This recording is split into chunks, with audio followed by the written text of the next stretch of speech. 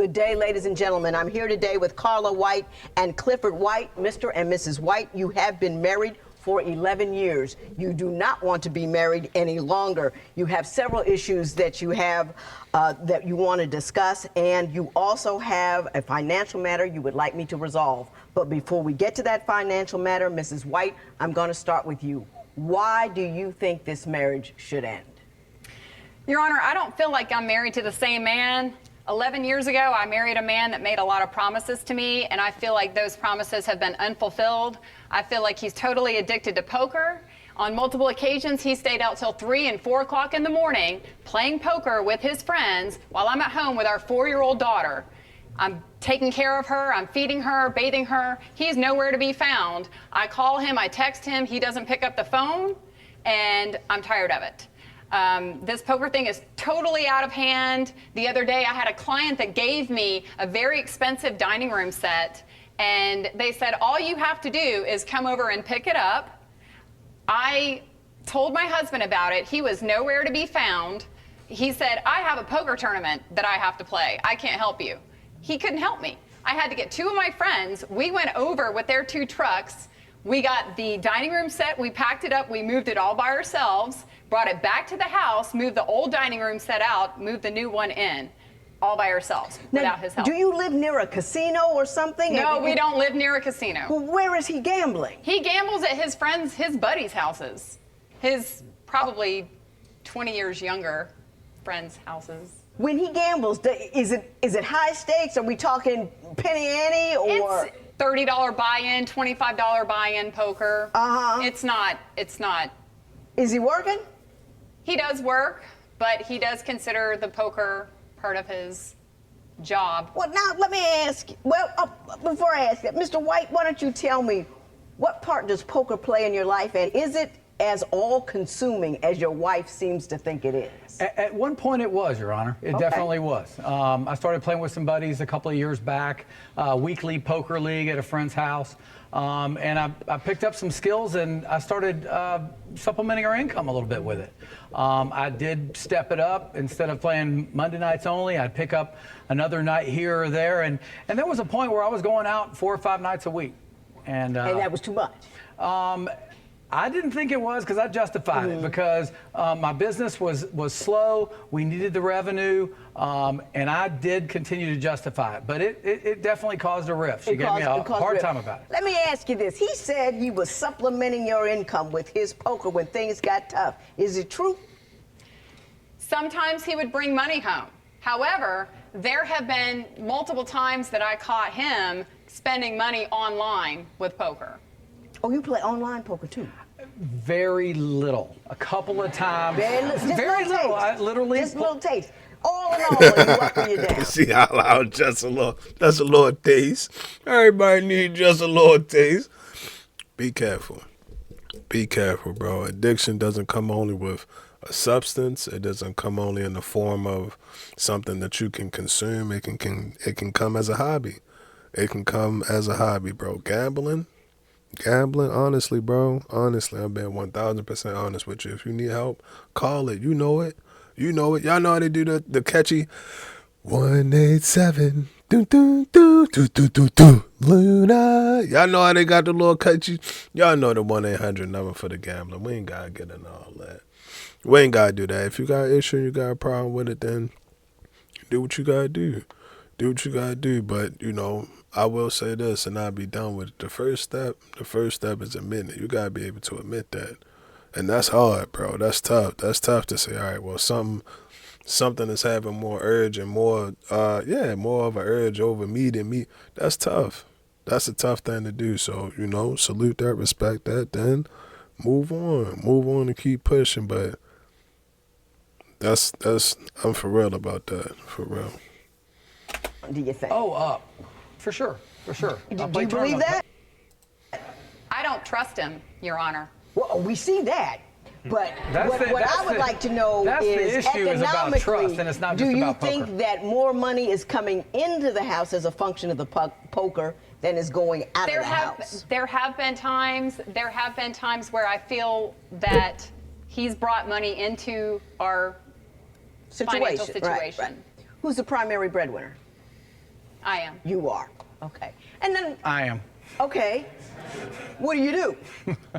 Well, right now I'm definitely the primary breadwinner. I've been coaching tennis for quite a while. My tennis business has been down, but I've had to take another job, and so I'm actually serving food in a restaurant. And Is that right now true? my money's more consistent. Is that true? I mean, he's holding it down, right? Uh-oh. You don't believe it. You're going to tell me something else. Is he working as a server in a restaurant? He Isn't is that working true? And how much am I working? I'm working a lot, aren't I? Right now. This has only been And when going my on baby for 2 girl's weeks. going to sleep, This has only been going when my on baby for 2 girl's going to weeks. sleep, you got to tell her I'm at work. Let me ask you just this. like before. Before we go anywhere else, Mr. White, I'm going to say this to you. It seems to me that it's a little difficult for you to give him credit. He fell into the gambling thing. As me, that it's a little difficult for you to give him credit. He fell into the. It seems to me that it's a little difficult for you to give him credit. Why y'all gotta be like that? Why y'all gotta be like that? I don't have no problem telling you that you look good in your black leggings. I ain't got no problem telling you that you look good in your green pants. I ain't got no problem telling you that you smell good. I ain't got no problem doing none of that. I ain't got no problem with doing none of that, but y'all just gonna hold on. Don't do me like that. Don't do me like that. Don't do me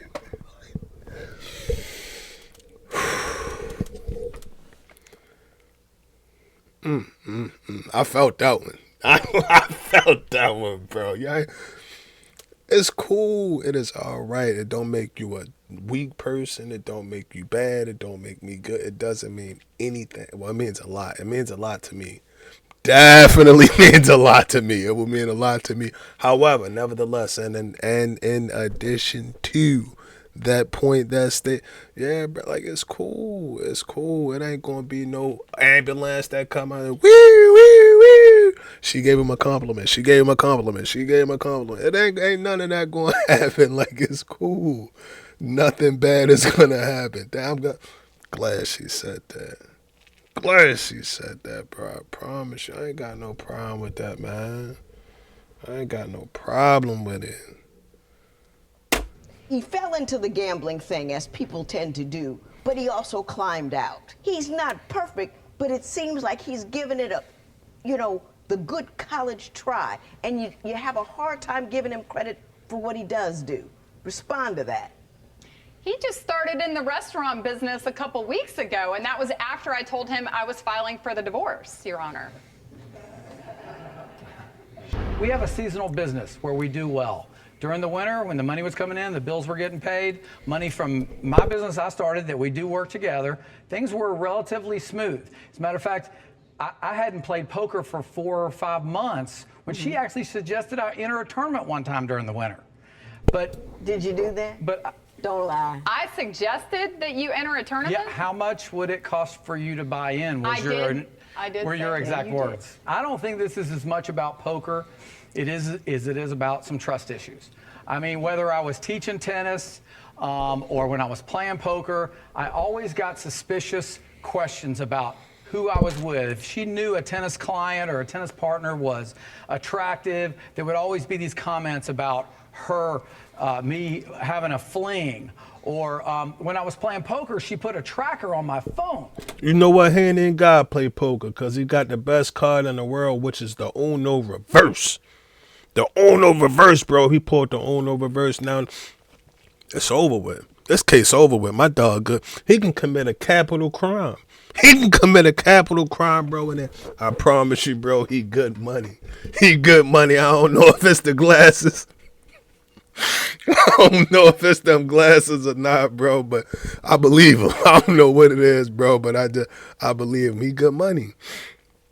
He's good. He is good. That's a good. He's good. He is good. But yeah, man, I can't even. You got it. You got it. And there was A lot of that's going around. Yeah. The tracker is well, a lot of and I knew trackers about on it. phones. I knew about it. And if I didn't, I would be at a game and she would text me. If I didn't text her right back, but I'd have the phone tracker on. I'd turn it off because my phone would go dead in like 45 minutes. But I'd turn it on, turn it off. She'd text me, turn it back on, da da da. But anyway, so one night I come home about 2 o'clock in the morning, and I'm just a couple of blocks away, a couple neighborhoods away playing, and I get home and she's not there. And about 2 seconds later, she comes flying in the driveway. I know what's going on. I know what's going on. I'm like, what are you talking about? Well, she had left the house and gone to my friend's house and parked outside the house. And when I left to come home, a few minutes later, a young, attractive woman came out of the house. Attractive? Okay, she was a hostess that my friend hires to serve drinks. Okay. And I didn't even know her by name. Well, she naturally just assumed or made the statement that I had something going on with this woman, which was, she was pulling stuff and putting it on the front porch and telling me I was trying to put me out. What were you doing? Why did you think he had something going on with her? What was he doing? He told me that there's only men at the tournament. That there's always only men at the tournament. I never. Well, she was serving staff. Very rarely do women play poker with us. You say he watches too much television. You feel a bit like a widow because behind the poker and the TV, you don't get any time. That's right. Tell me about that. Well, first of all, he sleeps on the couch every night, and he's been sleeping on the couch every night for the past 2 years. Now, hang on. You sleeping on the couch every night for 2 years? A lot of nights for the last 2 years. Is this by choice or she put you out? A little bit of both. It's sometimes, when she's giving me a hard time about not enough money, how much I weigh, how much poker I'm playing, this, that, you what got a I'm problem eating. with his weight?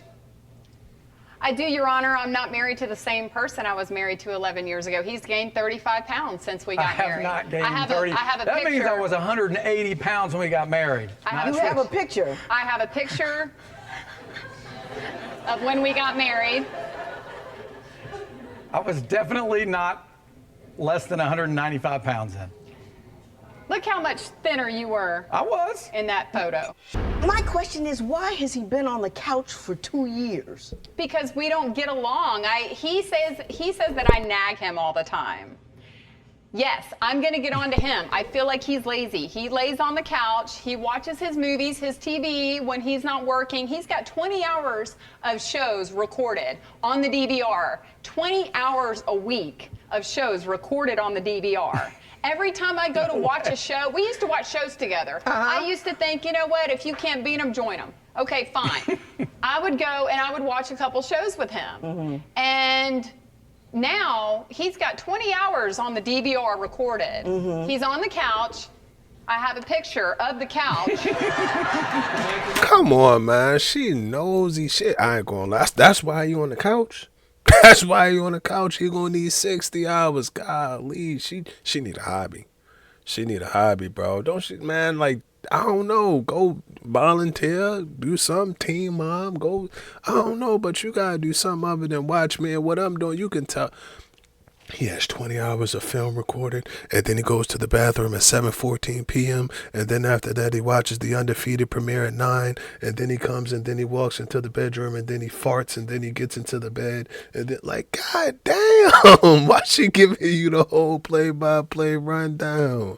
She got yeah, you see, this how he be feeling. This how my dog be feeling, man. She got chill. She gotta chill, bro. She gotta do a better job at just trying to relax. I don't think that she bad. Like, I don't think that she bad, but that can be overwhelming. That can be overwhelming. When a person opts to sleep on the couch over sleeping in the bed with their partner, I just don't think that that's good. Now, granted, it's sometimes where it's like, I have a plethora of scenarios to choose from. However, I'm going to opt not to choose from the digression. However, yeah, sometimes you need that break. I get it. But 2 years? 2 years?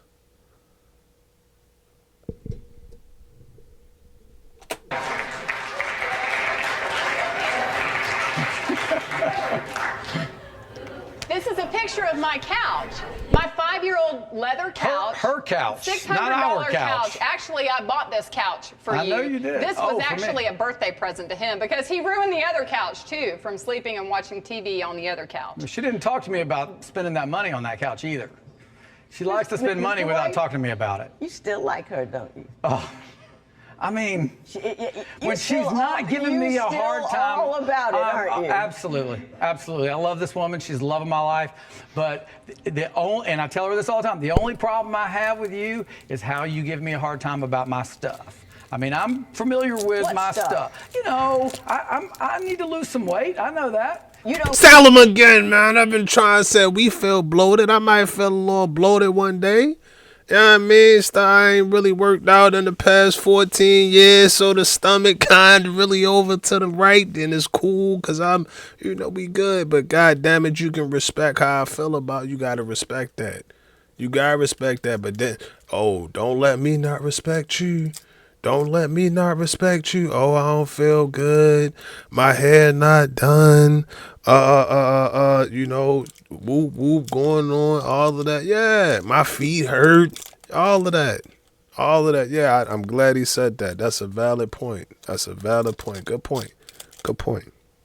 You get to keep the same guy that you married on a physical level. You just don't.